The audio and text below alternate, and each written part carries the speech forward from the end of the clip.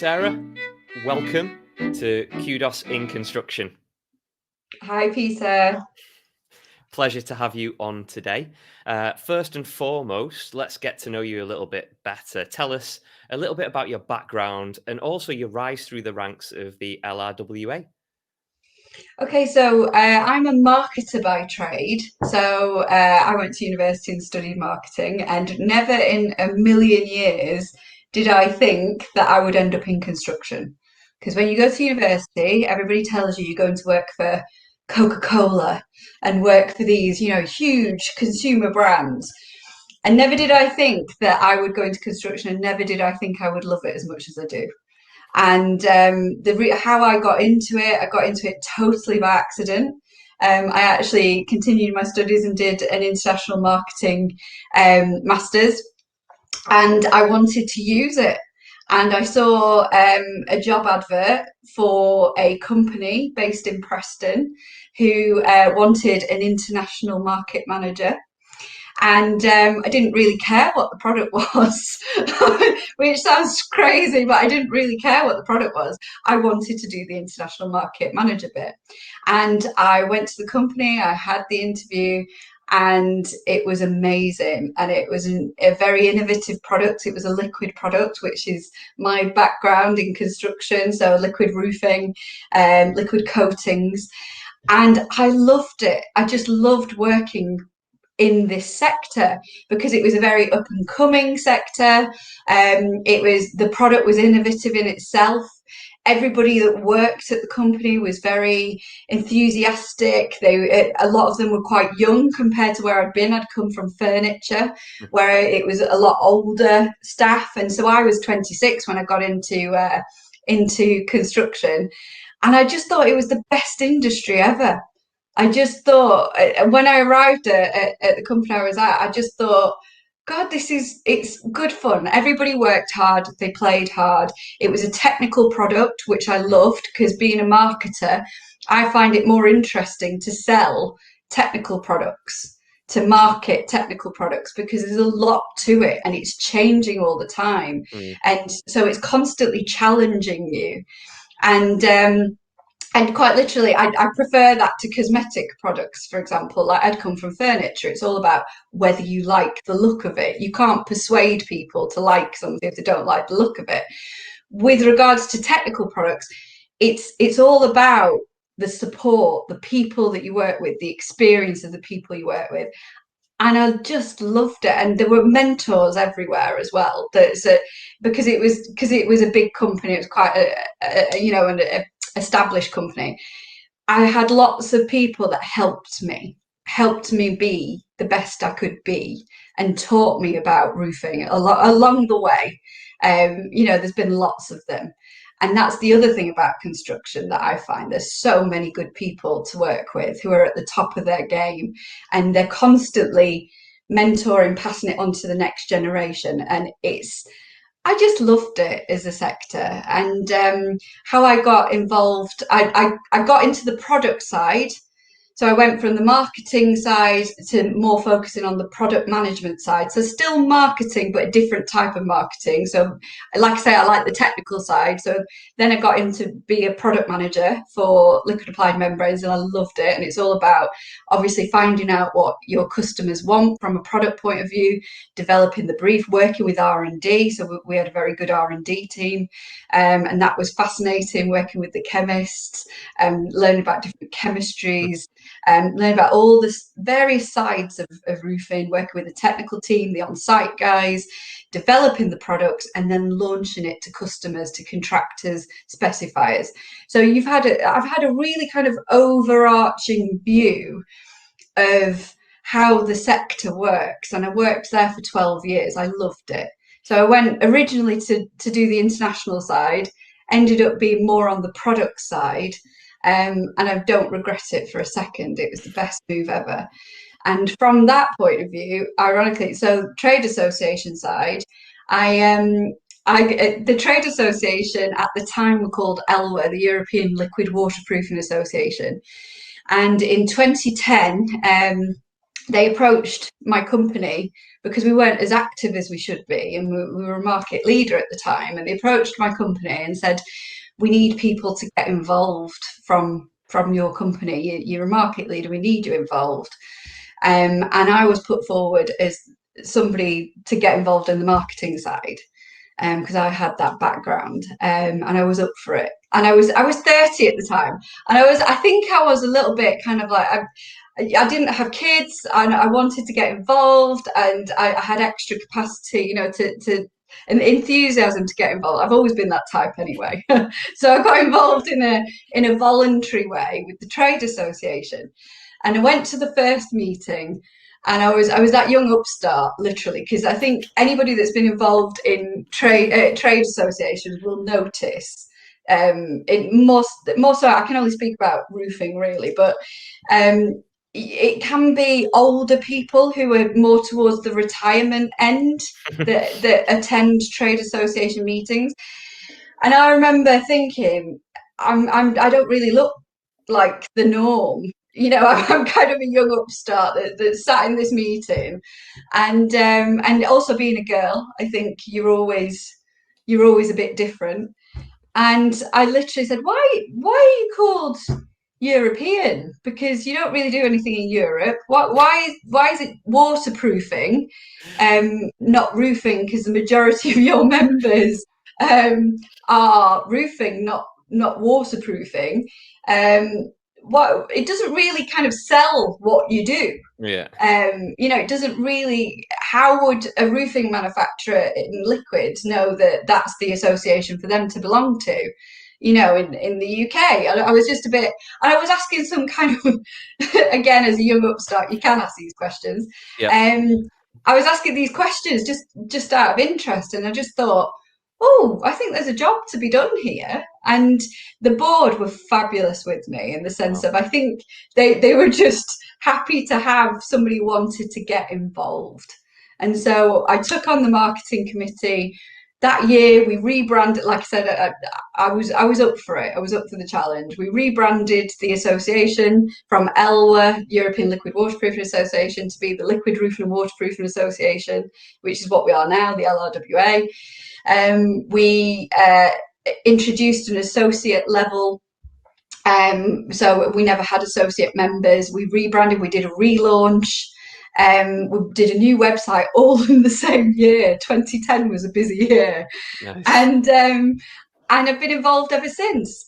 And so I started in a voluntary way, and I will always be appreciative to the board that they were so open for people to get involved, and really let me kind of get stuck in. Mm. And funnily enough, I've always had their support. And so I did voluntary for I did the marketing committee for oh god, probably about 6 years, something like that, while working at the company I was at. I remember that a board position came up, and I remember actually asking the question. I was a bit cheeky, and I asked the question: Am I too young and too female to be a board member? And they went, no. And I went, right, can I be a board member? Can I go for it? And they went, yeah. So again, it's that whole, they've been brilliant with me, and you need that, because not every trade association's like that. I Yeah. warn you now. It can be an old boys club. And so to me, the LRWA is a very forward thinking association anyway. It always was. But anyway, so went on to be a voluntary, from voluntary to be a director. And then when we got to the stage where we had enough, we were doing really well from a monetary point of view. And we're like, well, what's the next step for us? We've got reserves. What's the next step for us? And in 2017, we said, right, we need a CEO. I didn't actually think of myself as a CEO at all. Someone else said it to me. You should go for that. That's perfect for you. And I was like, but I didn't see it to start with. And then suddenly I went for it, and I just thought, no, I want this. I can Yeah. do this. And I thought, it's my baby. I know I am very attached to it, because I do believe in it, and I've seen it grow so quickly. In 2010 we had 14 manufacturer members. Now we have 28 manufacturer members. It's grown massively in the sense Yeah. of, we've got the majority of the sector. And we now have an awards. We have all sorts of stuff going on all the time, and we're really making inroads into everything that we need to make inroads into. And but I didn't see it in myself. It always takes someone else, doesn't it? And Absolutely. Yeah. Yeah. but I do love it, and I believe I'm 5 years in nearly now. And I do believe we've made some good inroads into the places where we need to be. And obviously, the whole sector changed when Grenfell happened as well. And I think, and obviously, we'll come on to that and the work that's happened and things like Hmm. that. But the sector is changing massively, and it's more Yeah. important than ever that people are represented, and that we find a way to navigate through the changes that are required in the sector. And the LRWA is going to be a key part of that. And if we hadn't have had a CEO in place when that had happened, I think we would be in a different place now. Mm. Because I think you've got to get involved in CPA, you've got to get involved in building the foundations for what the future is going to be for construction. It's great to hear that story, and it's amazing what can happen when people give people that chance, or they just trust them because they feel they've got the ability to do something, and off you go and do it, which is fantastic to hear. I think you said you got started with the LRWA when you were 30, so there was a lot to fill in the 2 years since then. Hey. um, Oh, you smoothie piece. Had to get that in there somewhere, but like you were saying, the construction industry is full of passionate people at the top of the game, and that's why we're paying kudos to yourself, because you are at the top of your game, you are passionate, and you were talking about loads of mentors, and hopefully you are taking on that mantle to be a mentor to other people right Yeah. now. But I just want to take a step back and ask you, where does this passion for the construction industry come from? Because I imagine a younger Sarah there, maybe with the Meccano or the Lego or whatever it might be, and building these watertight structures. So well, where does it come from? well, funnily enough, like I say, construction was never a consideration for me. It was never something that I didn't grow up thinking I want to go into construction. Yeah. I don't have anyone in my family who are in construction. It's not that. So, but ironically now with my son, I do build Lego. I love Lego. So I think it's rubbing off of me. But Brilliant. I think the passion comes from the fact that there is my experience in my first company. And I've seen that isn't just that company. I've seen that now from all my members, that the amount of good people who are, it's a technical product. There's so many good people. Everybody's trying their best, to do the best that they can. Mm. And I just think there's so much opportunity for kids. This is where I get irritated by this whole, you've got to be the dropout kid to go into construction. It really irritates me because Mm. I've never been on the practical side of roofing, but there are so many opportunities to go into sales if you want, technical, to be a spec writer, to be the guy or girl on site that's checking off work. There's so many opportunities. Marketing, I've got to travel the world with my job. The opportunities are endless, Mm. and that's just the manufacturing side. Take into account obviously the merchant side as well. You can grow through the ranks on the merchant side, and then on top of that you've got the practical side. It's the best chance you are ever going to have as a youngster. If you are a good roofer, you could potentially own your own business by the time you're 30. Yeah. In the sense of, and no one ever talks to kids about that. And it really irritates me because I'm sort of thinking, don't talk to them as if they become a roofer and the end a roofer, in the sense of literally that's it, because there's Yep. so many opportunities. If you're good and you're reliable and you've got that nous about yourself, you could own your own business easily. And so you just sit there and think it's the best industry ever for young people to go into. Like I say, at the age of, just on my side, on the manufacturing side, at the age of 26, to be traveling the world, which, I've got to go to the Middle East, I got to go to Hong Kong, got to go to Denmark.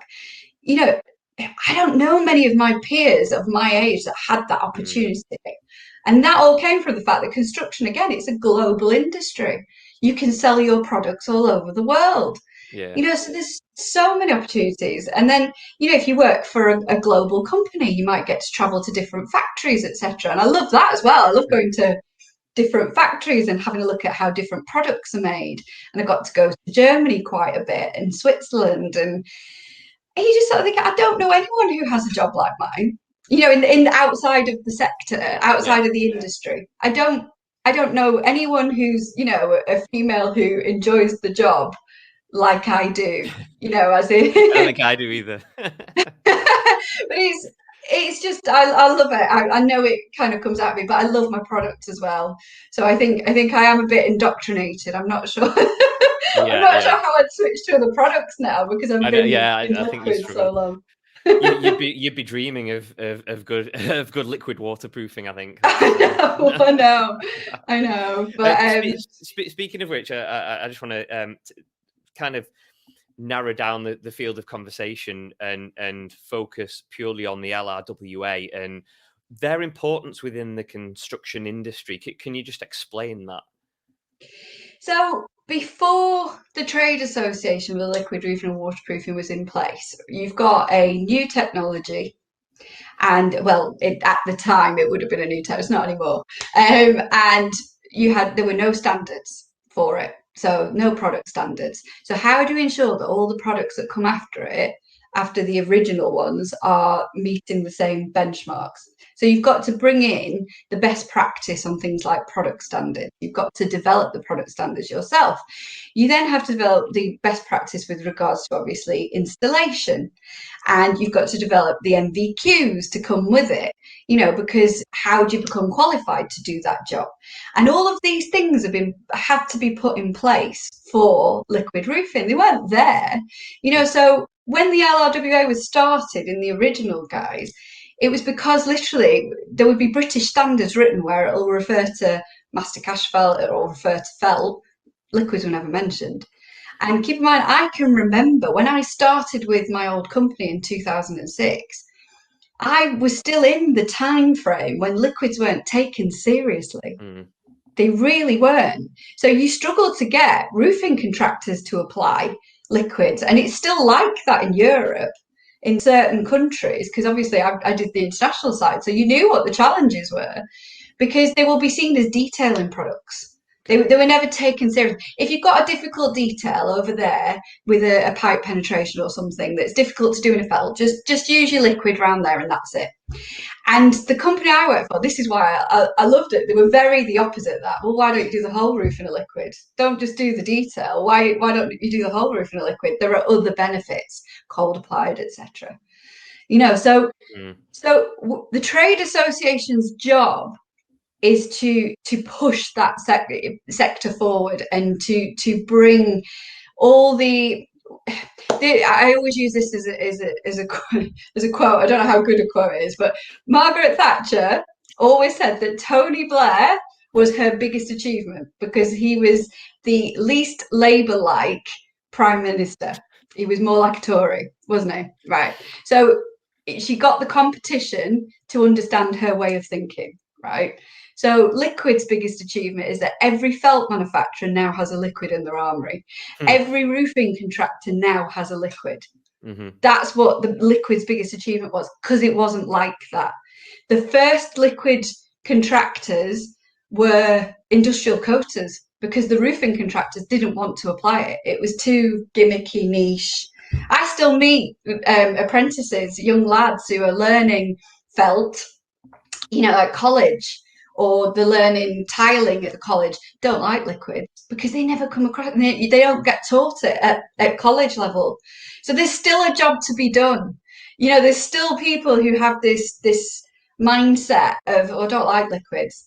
And yet specifiers love it because all the manufacturers have done such a good job of selling the benefits of liquids, and they love it. And obviously you've got, like I say, the cold applied, the fire conversation is a big part of that. So there's still a job to be done for the LRWA. That's why we're important. We've got to constantly sell our sector. I've got 11 chemistries now as well. So we've gone from having that's a really exciting bit about the sector. It's constantly innovating. Mm, It's a, you know, if you think of it, it's always a chemical based product, isn't it? So you get different chemistries coming through. So yeah, so there's always something to learn. There's always new technologies. There's always influences from other companies from overseas that, you know, come and have a look at this.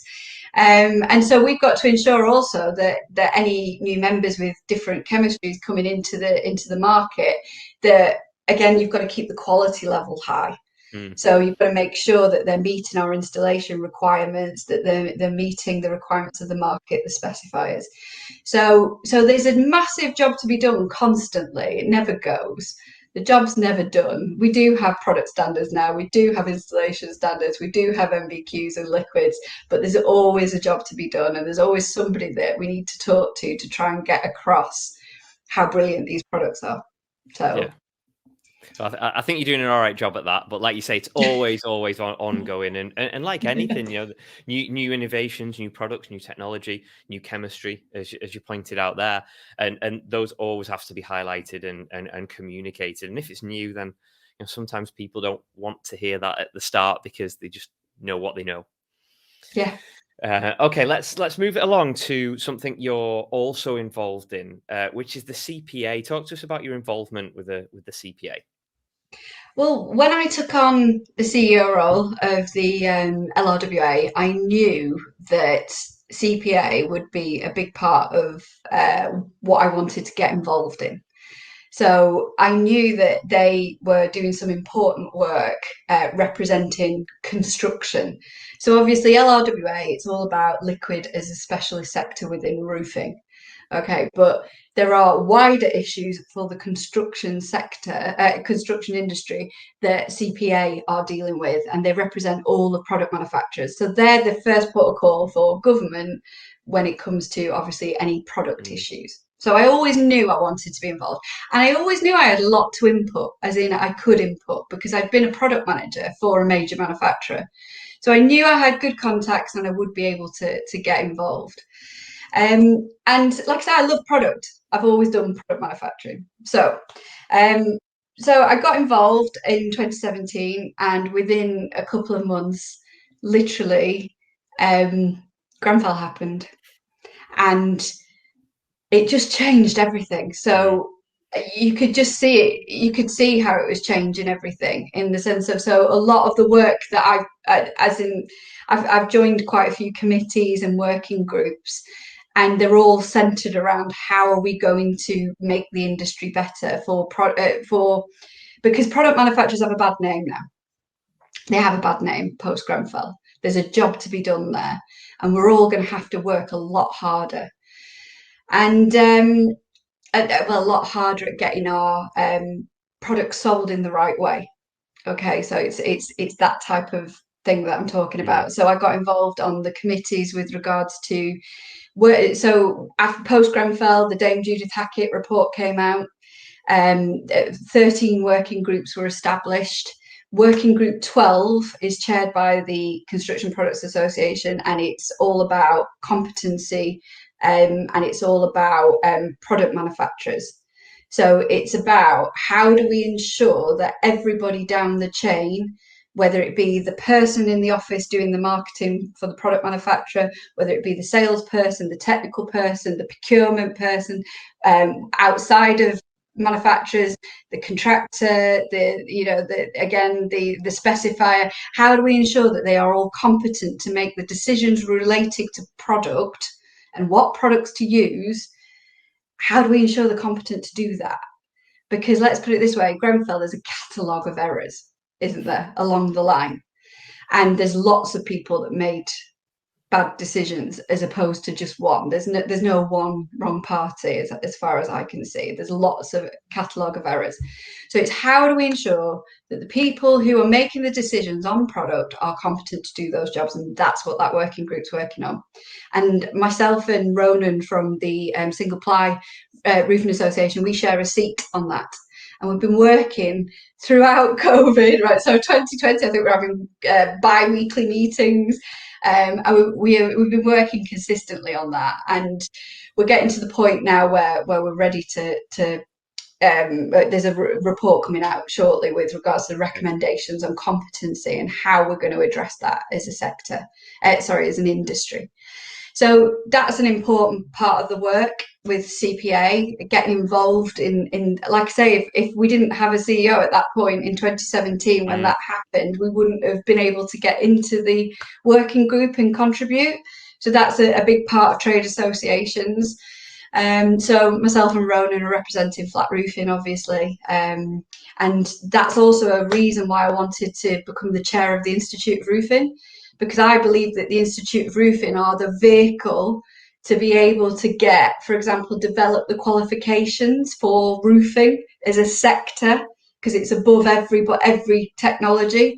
Mm-hmm. So I think the Institute of Roofing is the place where we can develop the qualifications to ensure that all the various actors, we call them actors, in the chain are qualified to do the jobs that they're doing. And that's a huge job if you think about that. But Yeah, that's yeah. all come from the being part of the CPA. I also got involved just because I was a product manager more than anything on the CCPI Code for Construction Product Information. So obviously making marketing claims that are not verified, that have not been checked technically is wrong.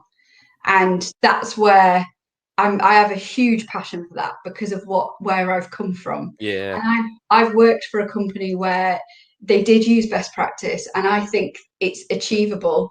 Everything in the CCPI is achievable for everybody, and I think it is a benchmark. And so I was involved on the committee that worked on that, and the technical committee that worked on that, because I've done that job. I know that that can be done.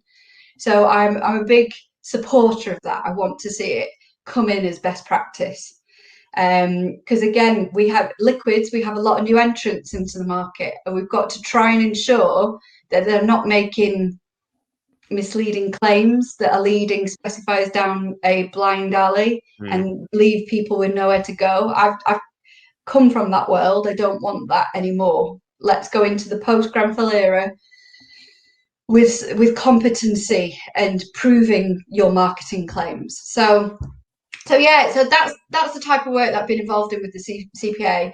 And just I think just on the back of being involved, I was asked to go onto the board, which I'm hugely and it was such a lovely thing to be asked to go on the board, and I'm very proud of it. And so yeah, so I'm now obviously part of the team that are helping to the management team at the CPA bounce off. So the idea is that they come to you, and if they've got if they want any guidance on anything that they're working on at the moment, and you've all got different experiences, so that you will just input at the various points.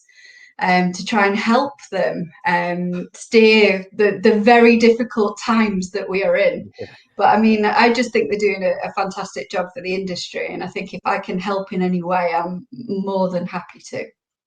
And that kind of brings us full circle back to what we started talking about, and that's the industry in general and working together as an industry, the entire supply chain. And if you think about liquid waterproofing or other types of roofing or other types of products, it's all about that build up and working with different products and systems for a safer, more comfortable, whatever it might be, house, office, building, road, whatever it might be. But that only happens if the whole supply chain is on board, and like you say, that there are these regulations and they're properly policed, which is great to know you're part of that.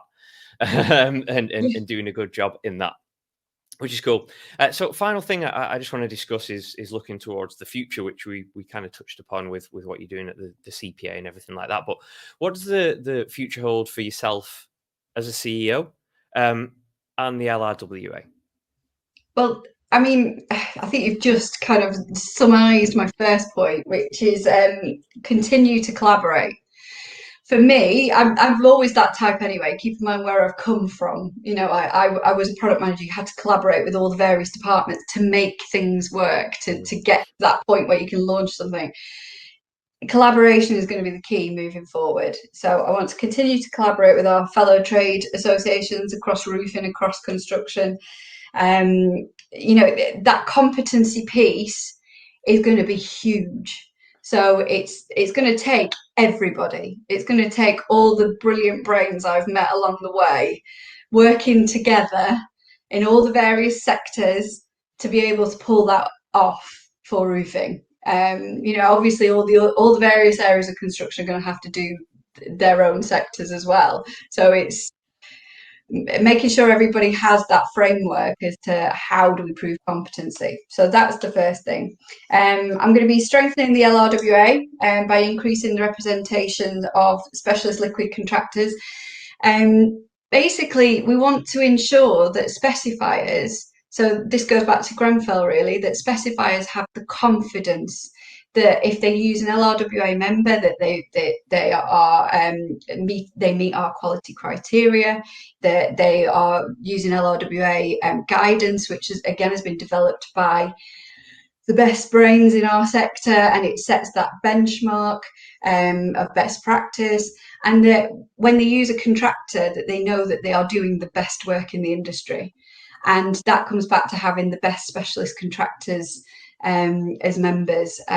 So again, so that's something that we're working on at the moment, how trying to increase our contractor base, because we've never actually proactively done that.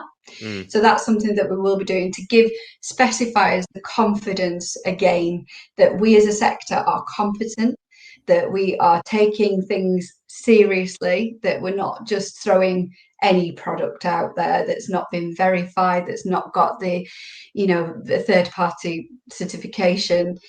You know, we want to give them that confidence back. Go back to what I said about manufacturers have a bad name at the moment in the eyes of the public, in the eyes of government. So we need to give people confidence back. So that's what we're going to be working on.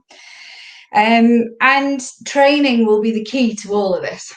So obviously building training moving forward. Now, things aren't working at the moment. I think we all know that. So they're not working with regards to getting roofing contractors into MVQs, etc. But that's just the installer side. You've got to also look at the anybody who comes into the sector. Hate to say it, we all just learn on the job. Where do you go and learn how to do your job in construction? They are technical products, as we've said. Yeah. So I had a good start because I worked for a big company that had a lot of different people there that had a lot of experience. But how do you do that for small companies? How do you do that for, you know, new companies to the market that may have come from overseas? You know, and they need to learn about British regs, you know, and we are different. We're a funny little island. We have different, you know, we have Scottish regulations that are different to English, and you know, it's how do you learn that? So that again goes back to the work with collaborating, working with the Institute of Roofing, trying to build all that. There are courses out there, but it's about pulling together everybody's resources. So, for example, we all have our own courses where you can go and learn a little bit about liquids, go and learn about single ply. But let's try and build it so that it's for everybody. It's for the whole sector.